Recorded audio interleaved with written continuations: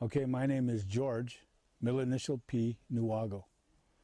Born and raised Red Cliff, been here for the most part of my life. I get to tell you, I am the manager of the transfer station, which is the dump for the tribe. But I've held positions in this tribe from the ground floor, from the bottom, from the very bottom to the very top. I've been the tribal chairman, I've been the vice chairman, I've been council member, I've been the garbage, the dump. So I've held jobs all the way in between that. I'm even the bus driver for the local transit. And then I'll tell people the stories about what I did with regard to my friend Tom, big and burly up in front. Myself and Marvin, you'll meet Marvin tomorrow, or if you met him already, you probably met him. But Marvin, he and I went around to every tribal leader, and we identified the tribal leaders and spiritual people in those communities, gave them tobacco. And they came here to Red Cliff to my mother's house. And during that time, and I don't know if you recall what was going on, but everybody was trying to push us to sell our treaty rights, So we had a ceremony here in Red Cliff, and they're all at my mother's house, and we had spiritual leaders and tribal leaders there, and we had a big feast out, okay? So we talked about all these things, we talked about all the treaties, and we talked about all the purpose and the intent of those, okay? So we were directed to do certain things, myself and Guy Oshkosh, and we took certain items out to Washington, D.C., and we met with Daniel Inouye. At that time, he was the Inter-Tribal Governmental Affairs thing, Indian Committee. All right, so we met with him in his office. We smoked pipes in his office, and we said we had to do that. And when we did that, the discussion of selling our treaty rights ended right there at that moment. It closed the door on it all. But those are all the things that we did along that time. And when they argued the case in the Supreme Court, that's where I told Mark, the attorney that argued it, I told him, I said, this isn't about a piece of paper. This is about our life. This is about our being. This is our guarantee. That's what our ancestors gave us, is they gave us our life. Because hunting, fishing, gathering, that's our life. And if you look at it from that perspective, it's not about a piece of paper, it's not about treaty. It's about who we are. It's our life. So when if I were to go and research that, I would find that in his statement, because he used it, because I sat right there and I heard him use it. And I thought, that's pretty good. So I did a little bit of good in my life. But you know, we got all these young people standing around, they don't take the time, they don't take the effort, it's about priority, what's important to you. And we're not so different than anybody else, because I've been to Canada. I'm probably one of the only natives from Wisconsin, United States, went to Canada and brought a moose back across the border without a hunting license.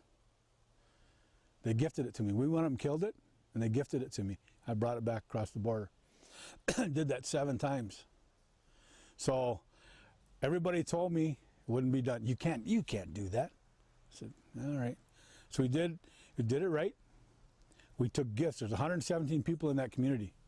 We took gifts to every one of those people. And we asked permission from the elders if we could hunt on their land. Yes, you can hunt on our land. Now we got little sugar bushes all over. People tapping trees by their houses. 10 taps, you know. You can make maple syrup. It's good. What brought that about? Education? Education. Teaching the little kids.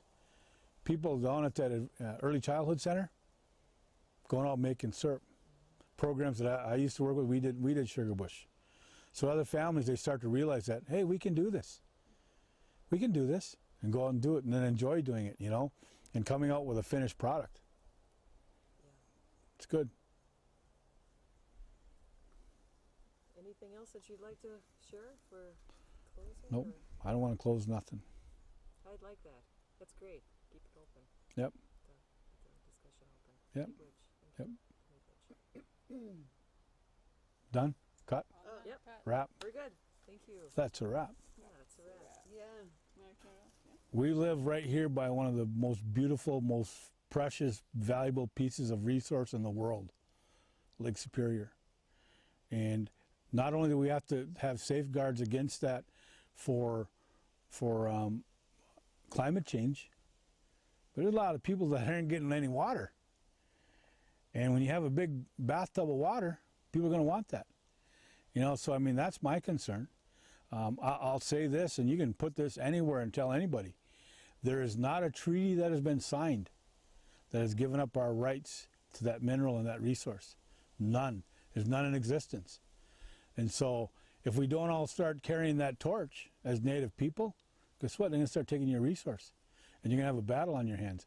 And the thing is that we're so reactionary, Native people, it's all about reaction.